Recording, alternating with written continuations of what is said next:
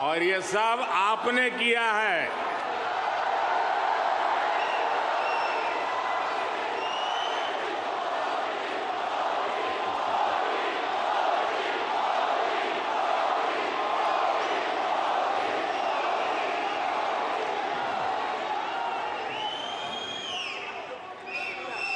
अपने दिल में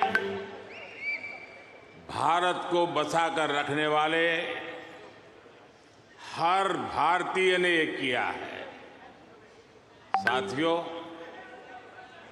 यहां आप इतनी दूर दूर से आए हैं।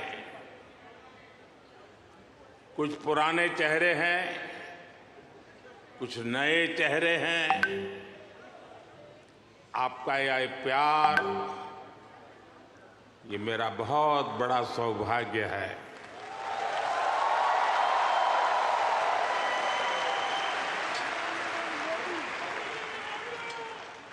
मुझे वो दिन याद आते हैं जब मैं पीएम भी नहीं था, सीएम भी नहीं था, नेता भी नहीं था।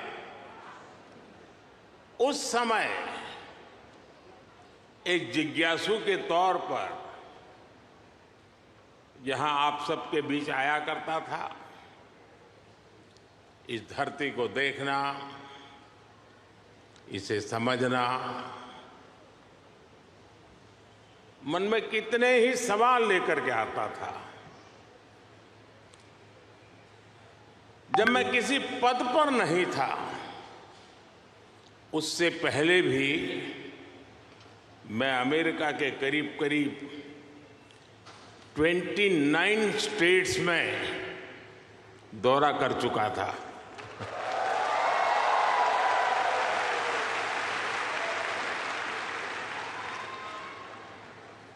उसके बाद जब मैं सीएम बना तो टेक्नोलॉजी के माध्यम से आपके साथ जुड़ने का सिलसिला जारी रहा।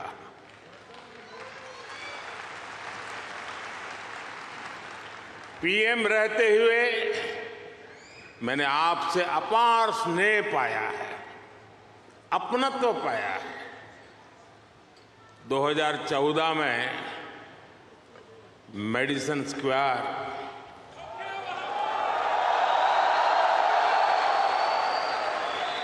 2015 में सैन होसे, 2019 में ह्यूस्टन, 2023 में वाशिंगटन और अब 2024 में न्यूयॉर्क।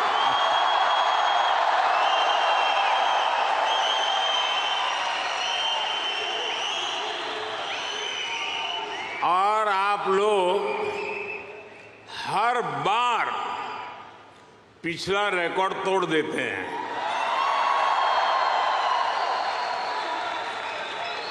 साथियों, मैं हमेशा से आपके सामर्थ्य को, भारतीय डायस्पोरा के सामर्थ्य को समझता रहा हूं। जब मेरे पास कोई सरकारी पद नहीं था, तब भी समझता था और आज भी समझता हूं।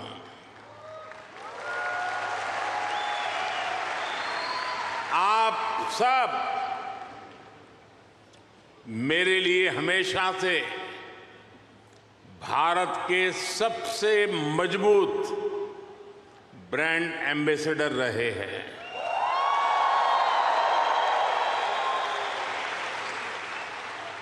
और इसलिए मैं आप सबको राष्ट्रदूत कहता हूं।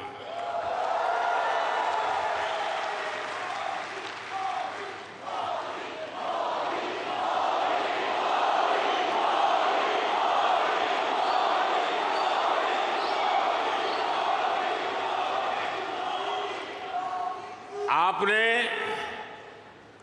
अमेरिका को भारत से और भारत को अमेरिका से कनेक्ट किया है। आपका स्किल, आपका टैलेंट, आपका कमिटमेंट, इसका कोई मुकाबला नहीं है।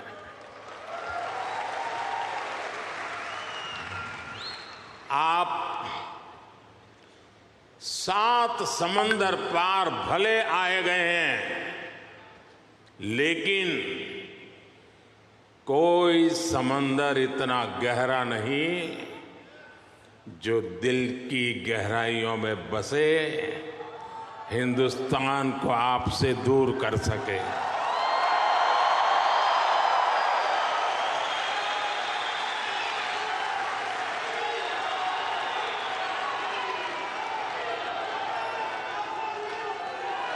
मां भारती ने जो हमें सिखाया है वो हम कभी भी भूल नहीं सकते। हम जहां भी जाते हैं सबको परिवार मानकर उनसे घुल मिल जाते हैं। डायवर्सिटी को समझना, डायवर्सिटी को जीना, उसे अपने जीवन में उतारना, ये हमारे संस्कारों में है, हमारी रगों में है।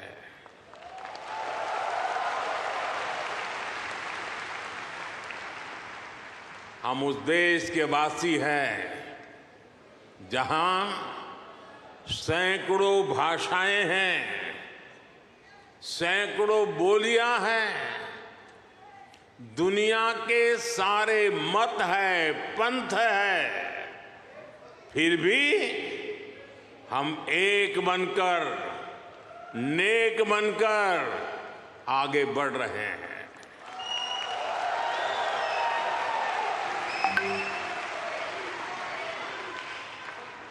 यहां इस हॉल में ही देखिए, कोई तमिल बोलता है, कोई तेलुगु, कोई मलयालम, तो कोई कन्नड़ा, कोई पंजाबी, तो कोई मराठी और तो कोई गुजराती।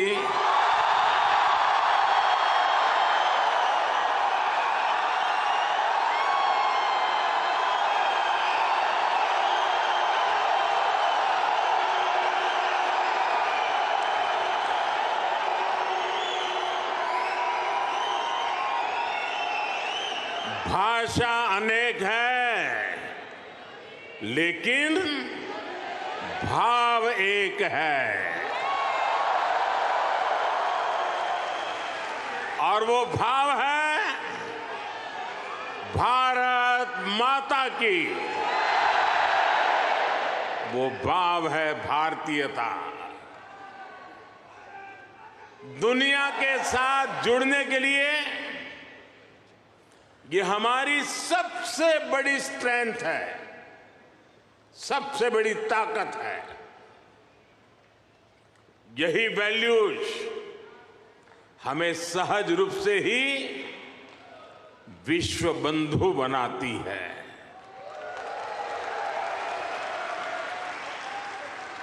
हमारे यहां कहा जाता है, तेन तख्तेन भुंजी था, यानी जो त्याग करते हैं वे ही भोग पाते हैं। हम दूसरों का भला करके, त्याग करके सुख पाते हैं, और हम किसी भी देश में रहे ये भावना नहीं बदलती है। हम जिस सोसाइटी में रहते हैं वहां ज्यादा से ज्यादा योगदान करते हैं। यहां अमेरिका में आपने डॉक्टर्स के रूप में, रिसर्चर्स के रूप में, टेक प्रोफेशनल्स के रूप में, साइंटिस्ट के रूप में या दूसरे प्रोफेशंस में जो परचम लहराया हुआ है वो इसी का प्रतीक है।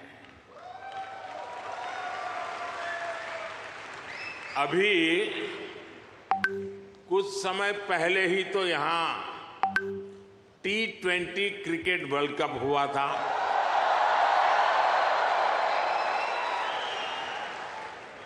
और यूएसए की टीम क्या गजब खेली।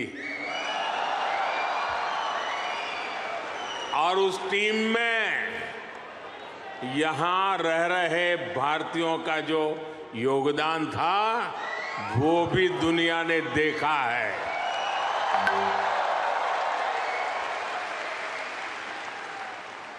साथियों, दुनिया के लिए एआई का मतलब है आर्टिफिशियल इंटेलिजेंस, लेकिन मैं मानता हूं कि एआई का मतलब है अमेरिकन इंडियन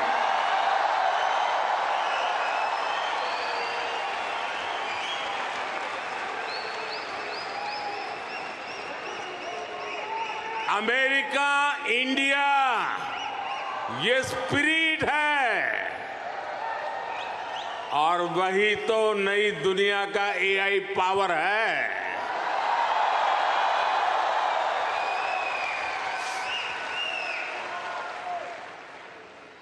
यही एआई स्पिरिट भारत अमेरिका रिश्तों को नई ऊंचाई दे रहा है। मैं आप सभी को, इंडियन डायस्पोरा को सैल्यूट करता हूं।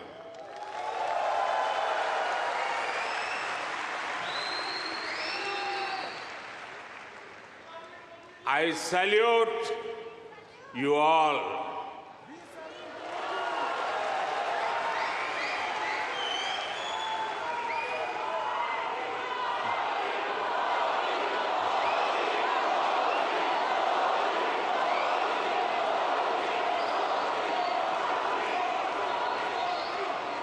साथियों, मैं दुनिया में जहां भी जाता हूं, हर लीडर के मुंह से भारतीय डायस्पोरा की तारीफ ही सुनता हूं।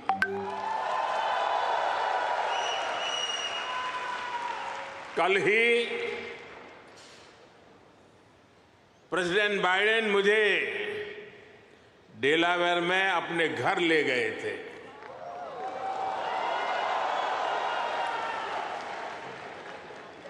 उनकी आत्मीयता, उनकी गर्मजोशी मेरे लिए दिल छू लेने वाला मोमेंट रहा।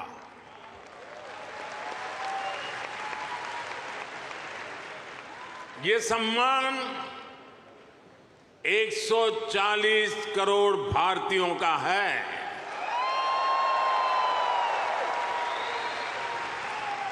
ये सम्मान आपका है, आपके पुरुषार्थ का है।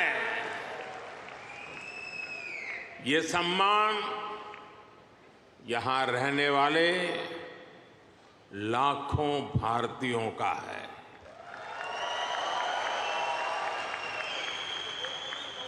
मैं प्रेसिडेंट बाइडेन का आभार करूंगा और साथ ही आपका भी आभार व्यक्त करूंगा। साथियों, 2024 का ये साल पूरी दुनिया के लिए बहुत अहम है। एक तरफ दुनिया के कई देशों के बीच संघर्ष है, तनाव है, तो दूसरी तरफ कई देशों में डेमोक्रेसी का जश्न चल रहा है।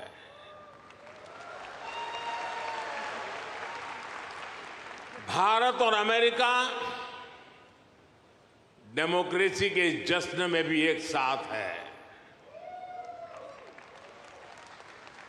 जहां अमेरिका में चुनाव होने वाले हैं और भारत में चुनाव हो चुके हैं,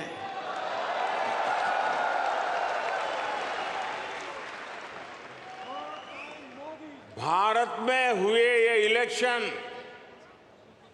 ह्यूमन हिस्ट्री के अब तक के सबसे बड़े चुनाव थे।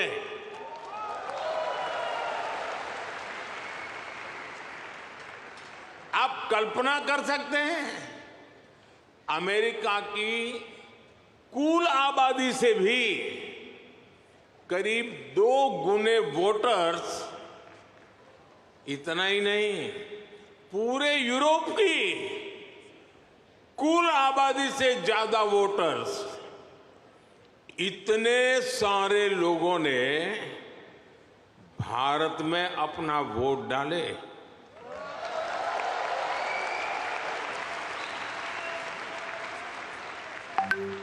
जब हम भारत की डेमोक्रेसी का उसका स्केल देखते हैं तो और भी गर्व होता है।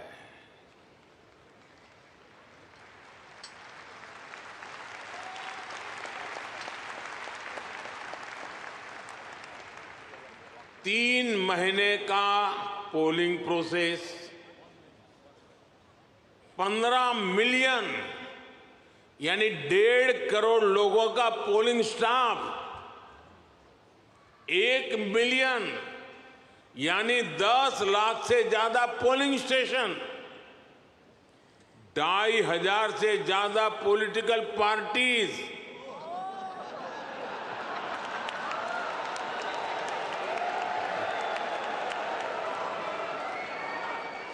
8,000 से ज्यादा कैंडिडेट्स,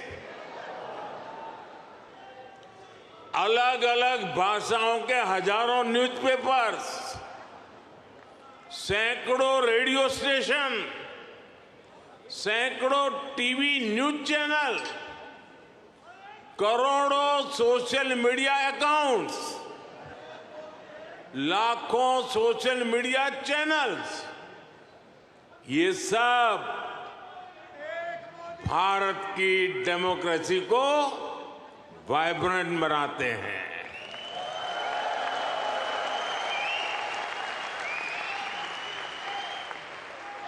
ये फ्रीडम ऑफ एक्सप्रेशन के विस्तार का दौर है। इस लेवल की स्क्रूटनी से होकर हमारे देश की चुनावी प्रक्रिया गुजरती है। और साथियों, इस लंबी चुनावी प्रक्रिया से गुजरकर इस बार भारत में कुछ अभूतपूर्व हुआ है। क्या हुआ है? क्या हुआ है? क्या हुआ है? क्या हुआ है? अब की बार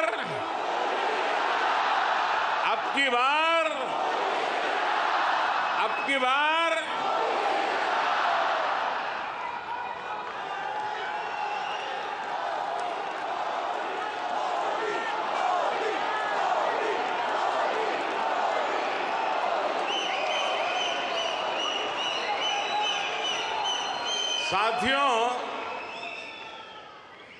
तीसरी बार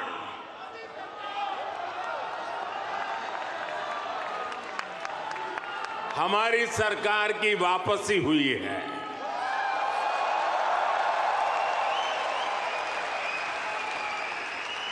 और ऐसा पिछले 60 सालों में भारत में नहीं हुआ था।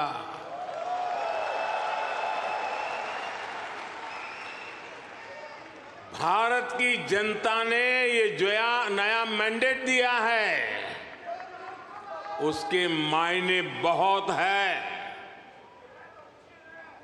और बहुत बड़े भी हैं। ये तीसरे टर्म में हमें बहुत बड़े लक्ष्य साधने हैं।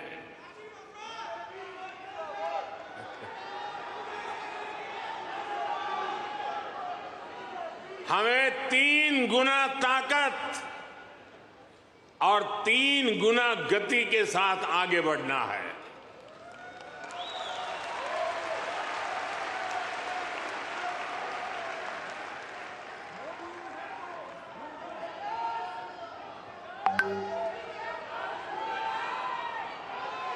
आपको एक शब्द याद रहेगा, पुष्प।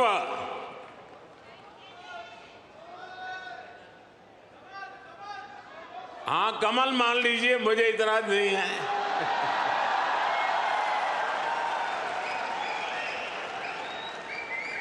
पुष्प, और मैं पुष्प को डिफाइन करता हूं, P for progressive Bharat, you for unstoppable Bharat, S for spiritual Bharat, H for humanity first को समर्पित Bharat, P for prosperous Bharat, यानी पुष्प। पुष्प की 5 पंखुड़ियों को मिलाकर ही विकसित भारत बनाएंगे।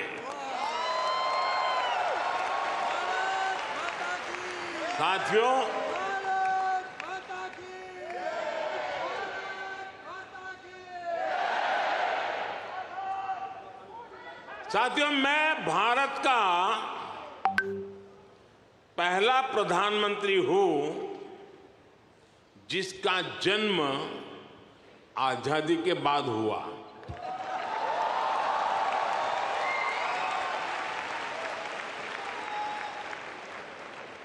आजादी के आंदोलन में करोड़ों भारतीयों ने स्वराज के लिए जीवन खपा दिया था। उन्होंने अपना हित नहीं देखा,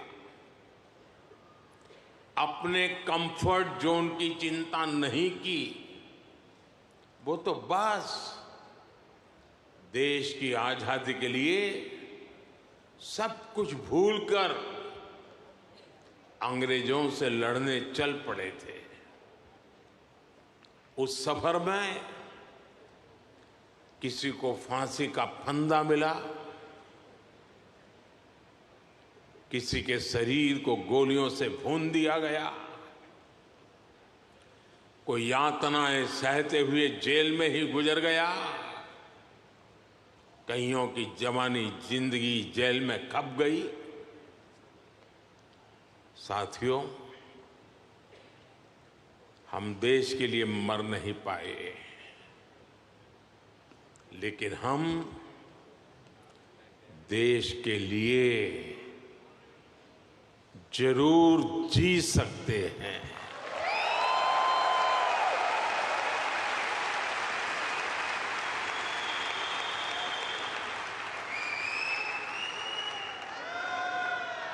मरना हमारे नसीब नहीं था, जीना हमारे नसीब है।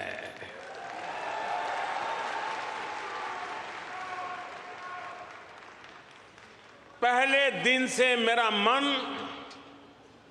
और मेरा मिशन एकदम क्लियर रहा है। मैं स्वराज के लिए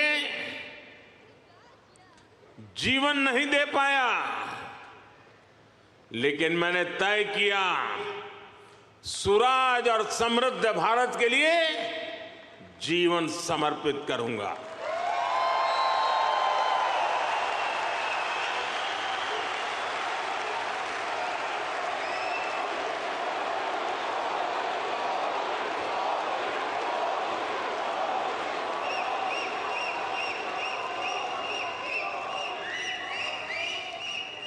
मेरे जीवन का एक बहुत बड़ा हिस्सा ऐसा रहा जिसमें मैं सालों साल तक पूरे देश में घूमता रहा, भटकता रहा। जहां खाना मिला वहां खा लिया, जहां सोने को मिला वहां सो लिया।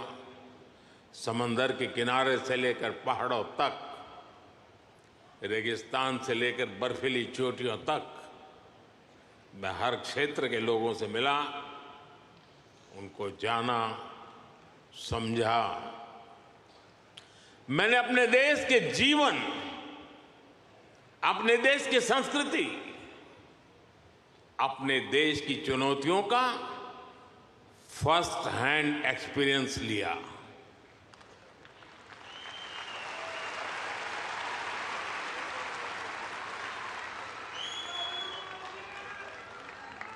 वो भी एक वक्त था जब मैंने अपनी दिशा कुछ और तय की थी, लेकिन नियति ने मुझे राजनीति में पहुंचा दिया। कभी नहीं सोचा था कि एक दिन चीफ मिनिस्टर बनूंगा, और बना तो गुजरात का लॉन्गेस्ट सर्विंग चीफ मिनिस्टर बन गया। 13 साल तक गुजरात का चीफ मिनिस्टर रहा। इसके बाद लोगों ने प्रमोशन देकर मुझे प्राइम मिनिस्टर बना दिया।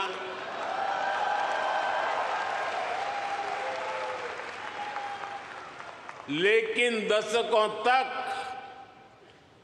देश के कोने में जाकर मैंने जो सीखा है, उसी ने चाहे राज्य हो या केंद्र, मेरे सेवा के मॉडल को, मेरे गवर्नेंस के मॉडल को इतना सफल बनाया है। पिछले 10 साल में इस गवर्नेंस मॉडल की सफलता आपने देखी है, पूरी दुनिया ने देखी है, और अब देश के लोगों ने बहुत बड़े भरोसे के साथ मुझे ये तीसरा टर्म सौंपा है।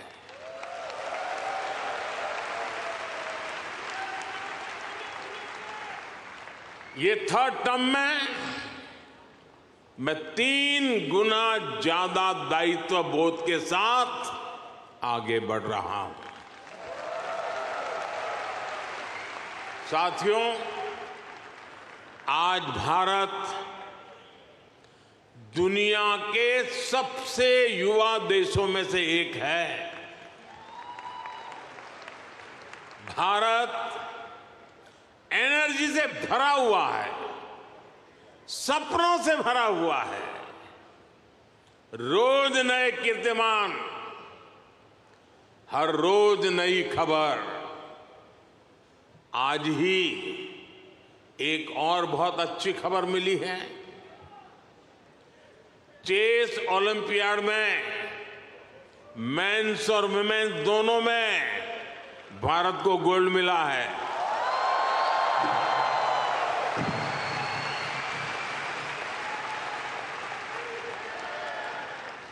लेकिन एक और बात बताऊं, जब ज्यादा तालियां बजानी पड़ेगी। ये लगभग 100 साल के इतिहास में पहली बार हुआ है।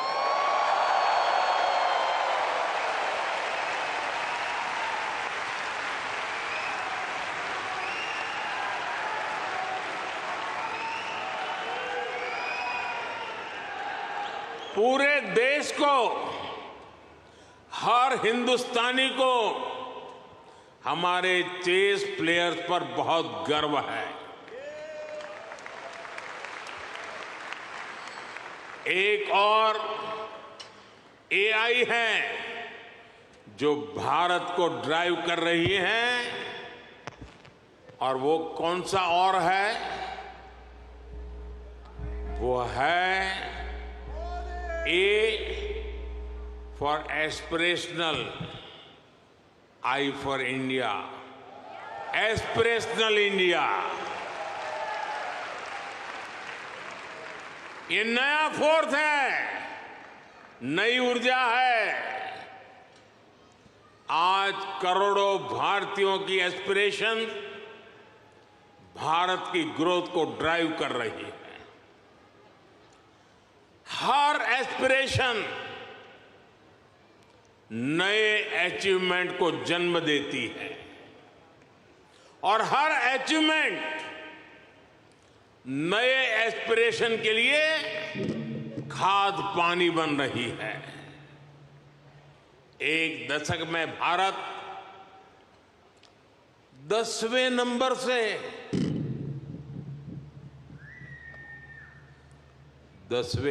से 5वें नंबर की इकोनॉमी बन गया।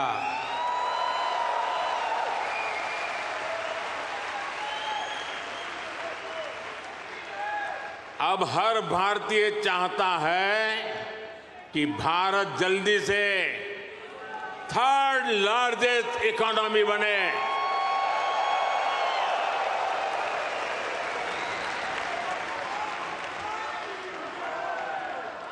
आज देश के एक बहुत बड़े वर्ग की बेसिक नीड्स पूरी हो रही है। पिछले 10 साल में करोड़ों लोगों को क्लीन कुकिंग गैस की सुविधा मिली है। उनके घर तक पाइप से साफ पानी पहुंचने लगा है। उनके घर में बिजली कनेक्शन पहुंचा है। उनके लिए करोड़ों टॉयलेट्स बने हैं। ऐसे करोड़ों लोग अब क्वालिटी लाइफ चाहते हैं। साथियों, अब भारत के लोगों को सिर्फ रोड नहीं, उन्हें शानदार एक्सप्रेस वे चाहिए। अब भारत के लोगों को सिर्फ रेल कनेक्टिविटी नहीं, उन्हें हाई स्पीड ट्रेन चाहिए।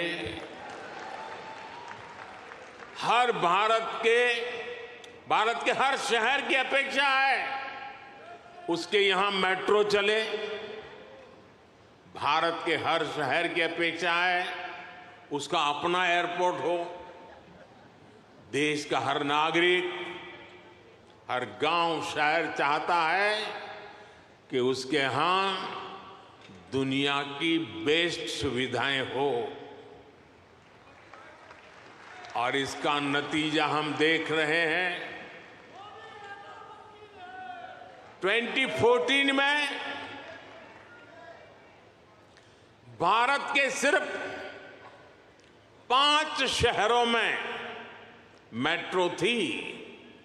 आज 23 शहरों में मेट्रो है। आज दुनिया का दूसरा सबसे बड़ा मेट्रो नेटवर्क भारत में है और इसका हर दिन विस्तार हो रहा है। साथियों, 2014 में भारत के सिर्फ 70 शहरों में 70 शहरों में एयरपोर्ट्स थे। आज 140 से ज्यादा शहरों में एयरपोर्ट्स है। –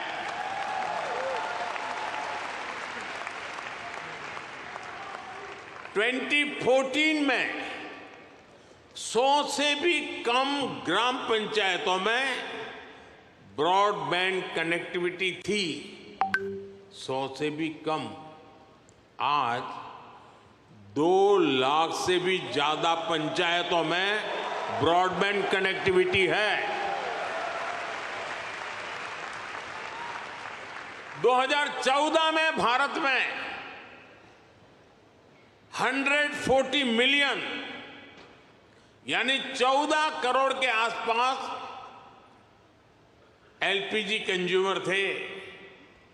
आज भारत में 310 मिलियन यानी 31 करोड़ से ज्यादा एलपीजी कंज्यूमर है।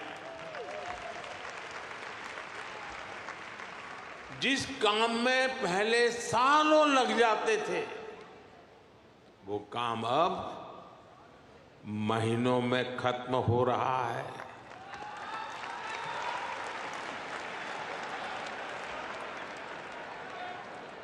आज भारत के लोगों में एक आत्मविश्वास है, एक संकल्प है, मंजिल तक पहुंचने का इरादा है। भारत में डेवलपमेंट एक पीपल्स मूवमेंट बन रहा है और हर भारतीय विकास के इस मूवमेंट में बराबर का पार्टनर बन गया है। उसे भरोसा है भारत की सफलता पर, भारत की उपलब्धियों पर। साथियों, भारत आज लैंड ऑफ अपॉर्चुनिटीज है, अवसरों की धरती है।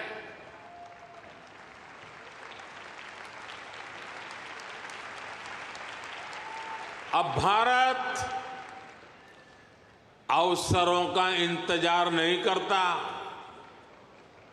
अब भारत अवसरों का निर्माण करता है।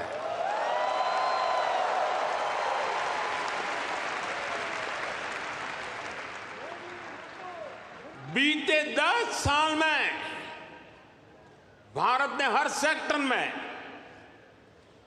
अपॉर्चुनिटीज का एक नया लॉन्चिंग पैड तैयार किया है।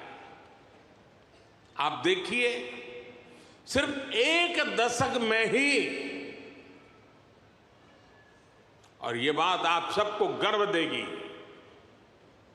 सिर्फ एक दशक में ही 25 करोड़ लोग, एक दशक में ही 25 करोड़ लोग गरीबी से बाहर निकले हैं।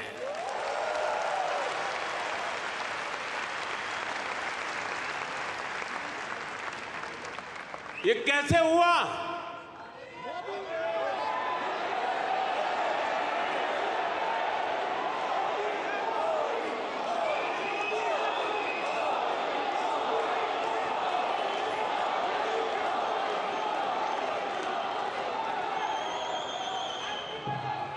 ये इसलिए हुआ, हमने पुरानी सोच बदली, अप्रोच बदली।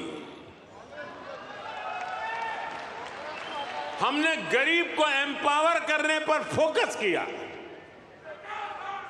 50 करोड़ यानी 500 मिलियन से ज्यादा लोगों को बैंकिंग सिस्टम से जोड़ा। 55 करोड़ यानी 550 मिलियन से ज्यादा लोगों को 5 लाख रुपए तक का फ्री मेडिकल ट्रीटमेंट देना। 4 करोड़ यानी 40 मिलियन से ज्यादा फैमिलीज को पक्के घर देना। कोलेटरल फ्री लोन्स का सिस्टम बनाकर करोड़ों लोगों को ईज ऑफ क्रेडिट से जोड़ना। ऐसे अनेकों काम हुए, तब इतने लोगों ने खुद ने गरीबी को हराया।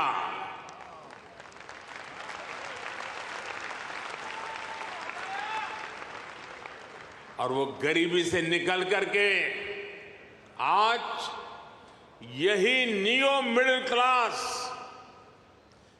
भारत के डेवलपमेंट को तेज गति दे रहा है। साथियों, हमने विमेन वेलफेयर के साथ ही विमेन लेड डेवलपमेंट पर फोकस किया है। सरकार ने जो करोड़ों घर बनवाए, उनकी रजिस्ट्री महिलाओं के नाम हुई है। जो करोड़ों बैंक खाते खुले, उसमें आधे से ज्यादा खाते महिलाओं के खाते खुले।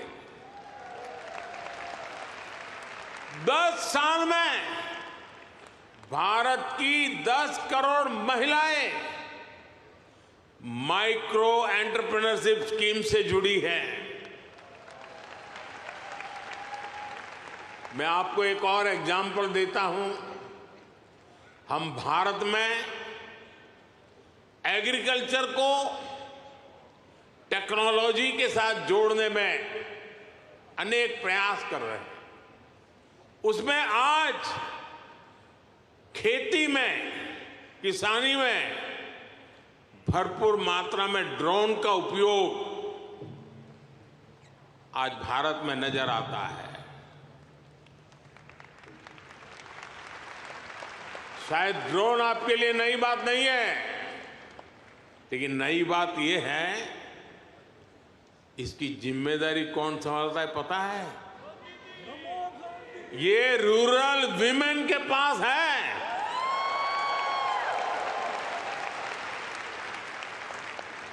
हम हजारों महिलाओं को ड्रोन पायलट्स बना रहे हैं। एग्रीकल्चर में टेक्नोलॉजी का ये बहुत बड़ा रिवॉल्यूशन गांव की महिलाएं लेकर आ रही है। साथियों, जो एरियाज पहले निग्लेक्टेड थे, वो आज देश की प्रायोरिटी है। आज भारत जितना कनेक्टेड है, उतना पहले कभी नहीं रहा। आप हैरान होंगे, आज भारत का 5G मार्केट, बताऊं? बुरा नहीं लगेगा ना? आज भारत का 5G मार्केट अमेरिका से भी बड़ा हो चुका है।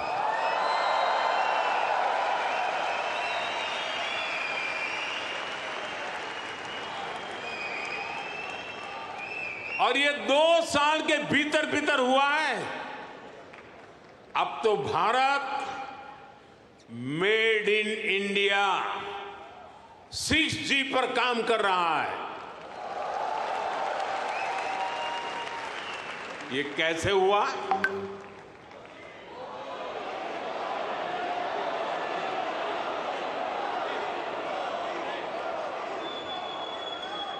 ये इसलिए हुआ क्योंकि हमने इस सेक्टर को आगे बढ़ाने के लिए पॉलिसीज बनाई। हमने मेड इन इंडिया टेक्नोलॉजी पर काम किया। हमने सस्ते डेटा पर मोबाइल फोन मैन्युफैक्चरिंग पर फोकस किया। आज दुनिया का करीब करीब हर बड़ा mobile brand made in India है।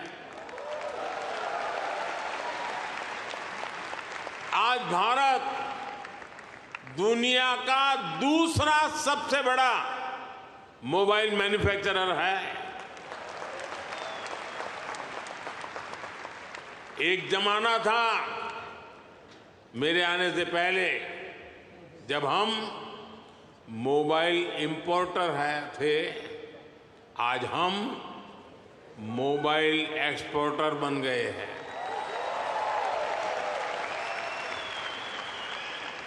साथियों, अब भारत पीछे नहीं चलता। अब भारत नई व्यवस्थाएं बनाता है। अब भारत नेतृत्व करता है।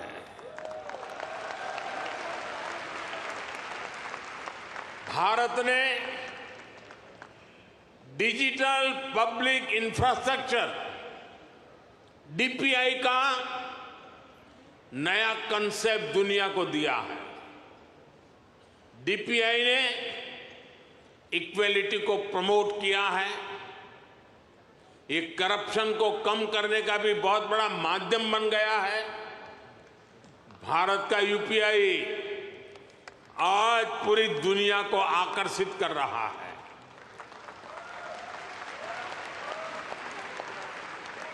आपकी जेब में वॉलेट है, लेकिन भारत में लोगों की जेब के साथ ही फोन में वॉलेट है,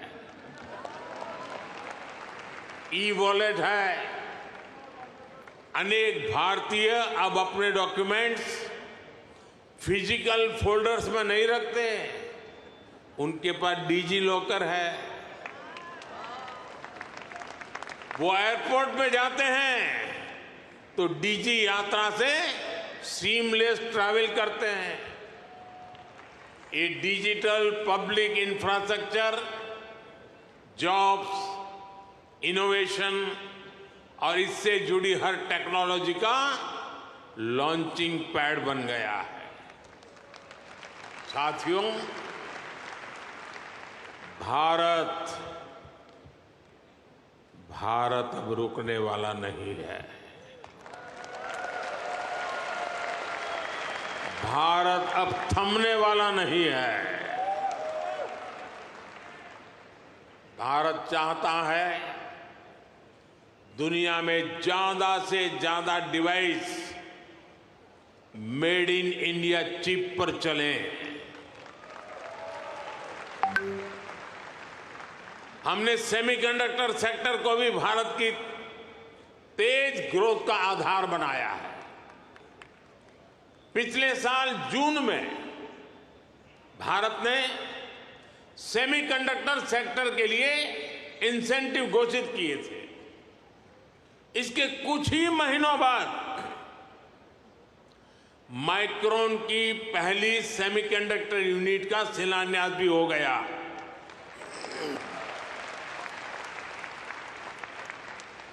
अब तक भारत में ऐसी 5 यूनिट्स स्वीकृत हो चुकी हैं। वो दिन दूर नहीं जब आप मेड इन इंडिया चिप यहां अमेरिका में भी देखेंगे।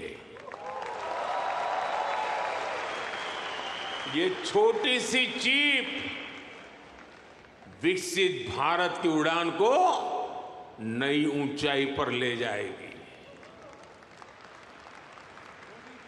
और ये मोदी की गारंटी है।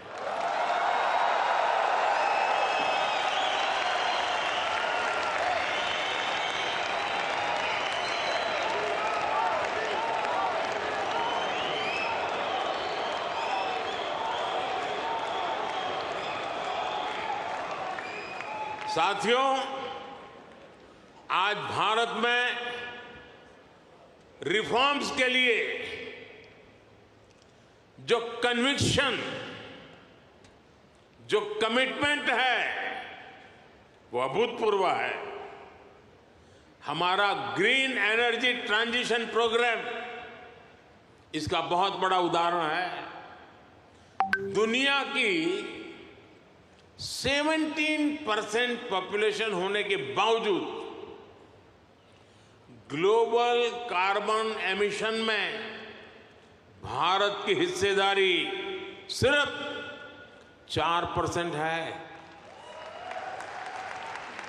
दुनिया को बर्बाद करने में हमारा कोई रोल नहीं है।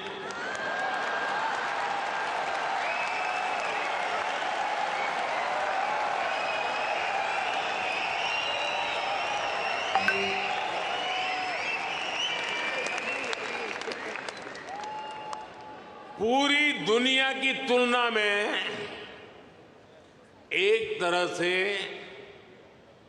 यानी कह सकते हैं ना के बराबर है। हम भी सिर्फ कार्बन फ्यूल जलाकर अपनी ग्रोथ को सपोर्ट कर सकते थे, लेकिन हमने ग्रीन ट्रांजिशन का रास्ता चुना। प्रकृति प्रेम के हमारे संस्कारों ने हमें गाइड किया, इसलिए हम solar, wind, hydro, green hydrogen और न्यूक्लियर एनर्जी पर इन्वेस्टमेंट कर रहे हैं। आप देखिए, भारत G20 का ऐसा देश है जिसने पेरिस क्लाइमेट गोल्स को सबसे पहले पूरा कर दिया।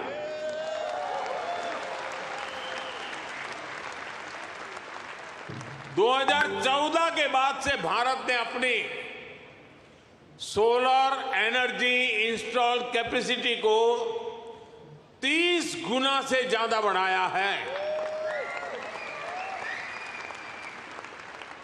हम देश के हर घर को सोलर पावर होम बनाने में जुटे हैं। इसके लिए रूफटॉप सोलर का बहुत बड़ा मिशन हमने शुरू किया है। आज हमारे रेलवे स्टेशन और एयरपोर्ट सोलराइज हो रहे हैं। भारत घरों से लेकर सड़कों तक एनर्जी एफिशिएंट लाइटिंग के रास्ते पर चल पड़ा है। इन सारे प्रयासों से भारत में बहुत बड़ी संख्या में ग्रीन जॉब पैदा हो रहे हैं। साथियों, 21वीं सदी का भारत एजुकेशन, स्किल, रिसर्च और इनोवेशन के दम पर आगे बढ़ रहा है।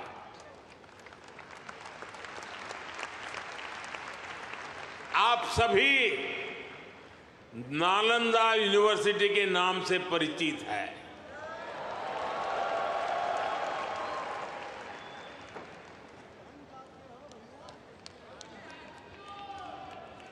कुछ समय पहले ही भारत की प्राचीन नालंदा यूनिवर्सिटी नए अवतार में सामने आई है।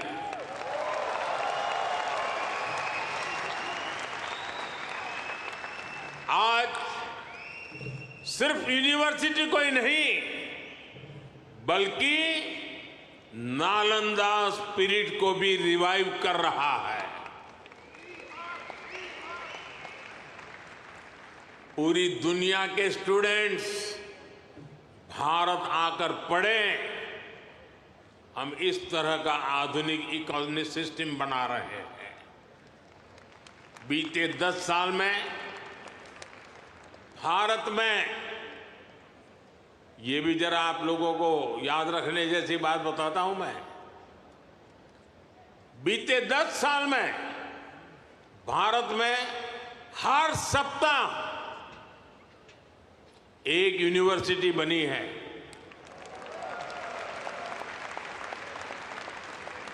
हर दिन 2 नए कॉलेज बने हैं।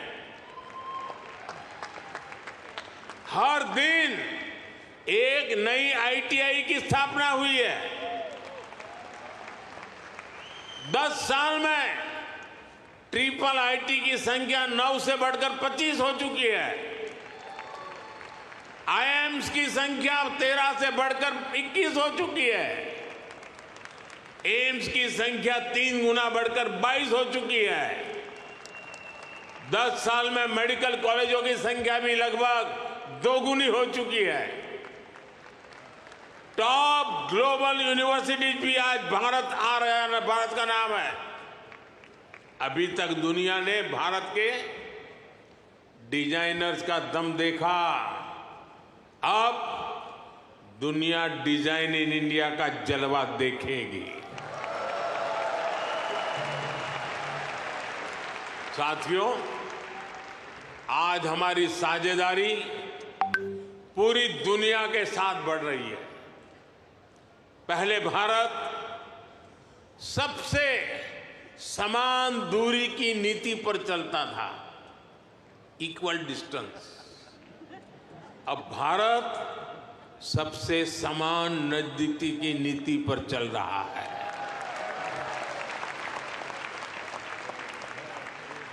हम ग्लोबल साउथ की भी बुलंद आवाज बन रहे हैं। आपने देखा होगा, भारत की पहल पर G20 समिट में अफ्रीकन यूनियन को स्थायी सदस्यता मिली। आज जब भारत ग्लोबल प्लेटफॉर्म पर कुछ कहता है तो दुनिया सुनती है।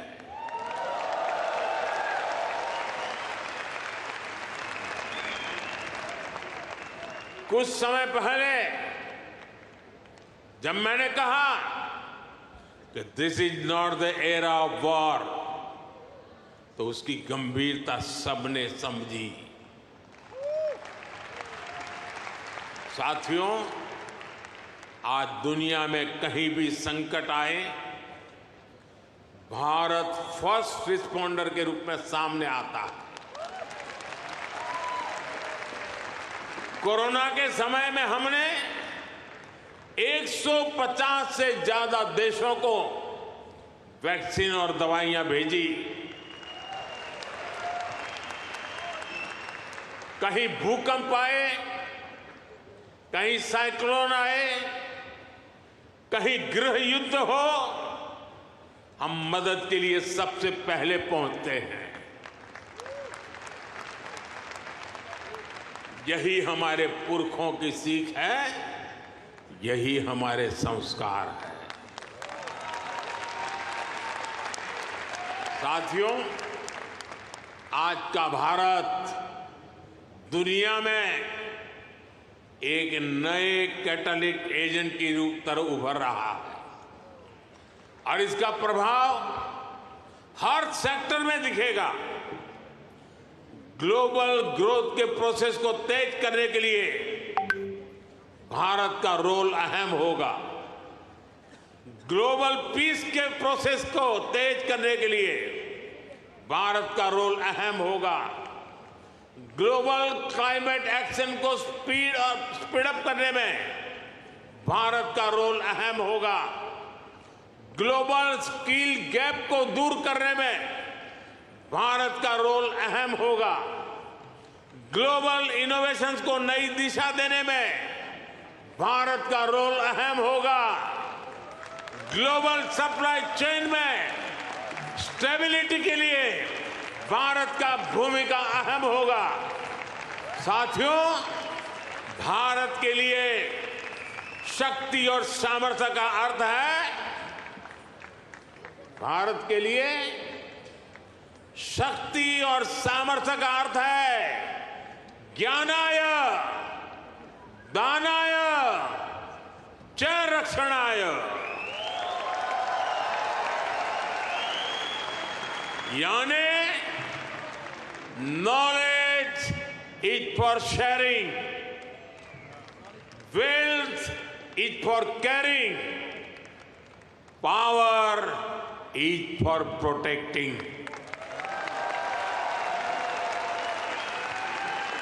इसलिए भारत की प्राथमिकता दुनिया में अपना दबाव बढ़ाने की नहीं, अपना प्रभाव बढ़ाने की है।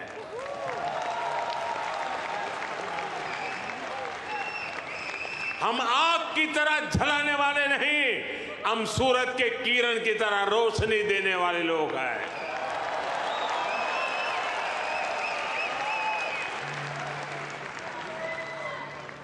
हम विश्व पर अपना दबदबा नहीं चाहते, हम विश्व की समृद्धि में अपना सहयोग बढ़ाना चाहते हैं।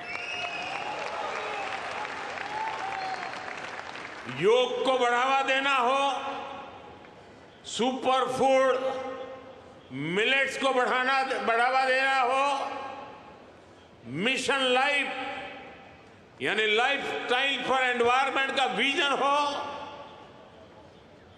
भारत जीडीपी सेंट्रिक ग्रोथ के साथ ही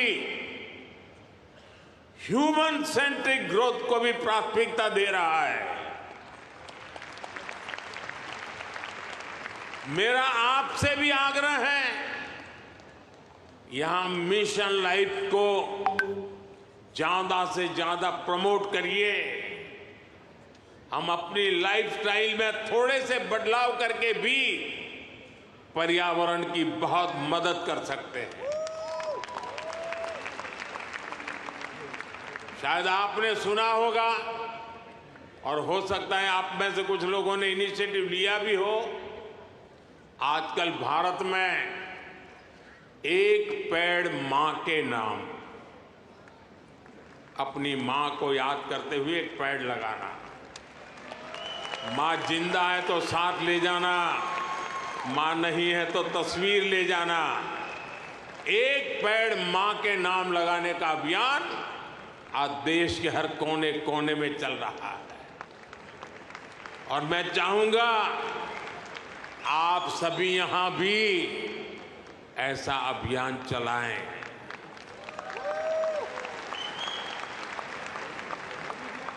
ये हमारी जन्मदाता मां और धरती मां दोनों का यश बढ़ाएगा।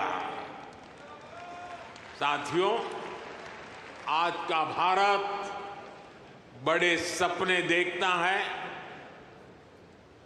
बड़े सपनों का पीछा करता है। अभी कुछ दिन पहले ही पेरिस ओलंपिक खत्म हुए हैं। अगले ओलंपिक्स का होस्ट यूएसए है। जल्द ही आप भारत में भी ओलंपिक्स के साक्षी बनेंगे।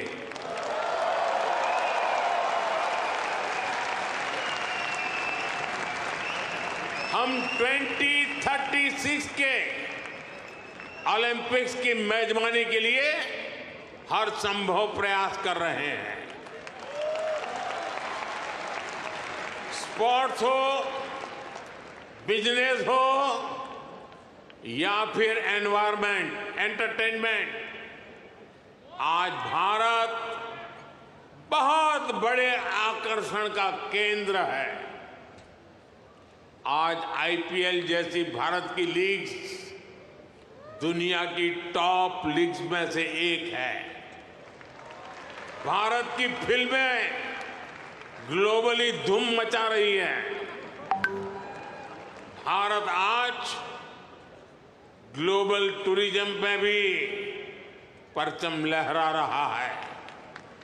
दुनिया के अलग अलग देशों में भारत के त्योहार मनाने की होड़ है। मैं देख रहा हूं इन दिनों हर शहर में लोग नवरात्रि का गरबा सीख रहे हैं।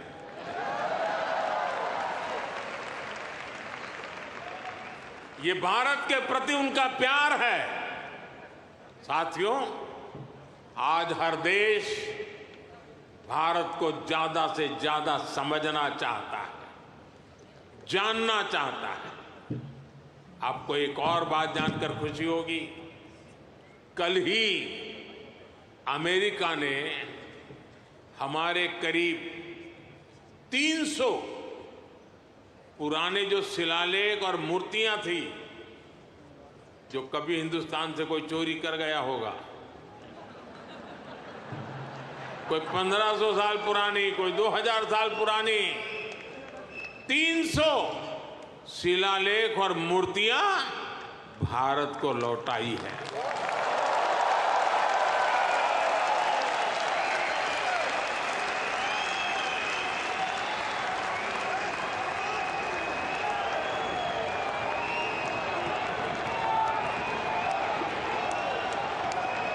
अभी तक अमेरिका ऐसी लगभग 500 धरोहरें भारत को लौटा चुका है।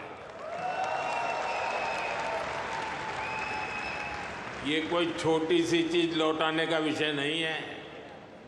ये हमारी हजारों वर्षों की विरासत का सम्मान है। ये भारत का सम्मान है और ये आपका भी सम्मान है। मैं अमेरिका की सरकार का इसके लिए बहुत आभारी हूं। साथियों, भारत और अमेरिका की पार्टनरशिप लगातार मजबूत हो रही है। हमारी पार्टनरशिप ग्लोबल गुड के लिए है। हम हर क्षेत्र में सहयोग बढ़ा रहे हैं और इसमें आपकी सहूलियत का भी ध्यान है। मैंने पिछले साल ये घोषणा की थी कि सिएटल में हमारी सरकार का नया कॉन्सुलेट खोलेगी। अब ये कॉन्सुलेट शुरू हो चुका है। मैंने 2 और कॉन्सुलेट खोलने के लिए आपके सुझाव मांगे थे। मुझे आपको ये बताते हुए खुशी है कि आपके सुझावों के बाद भारत ने बोस्टन और लॉस एंजलिस में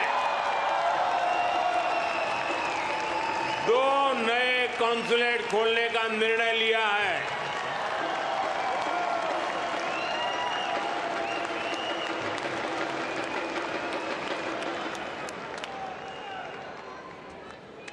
मुझे यूनिवर्सिटी ऑफ ह्यूस्टन में Thiruvalluvar chair of Tamil studies को अनाउंस करने की भी खुशी है। इससे महान तमिल संत थिरुवल्लुवर का दर्शन दुनिया तक पहुंचाने में और मदद मिलेगी। साथियों,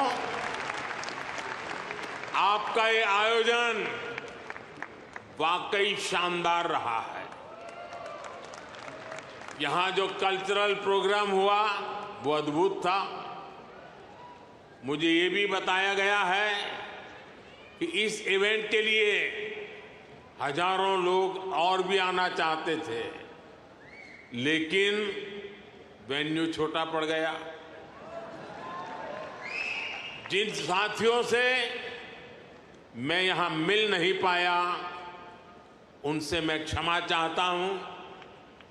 उन सभी से अगली बार मुलाकात होगी, किसी और दिन, किसी और वेन्यू पर।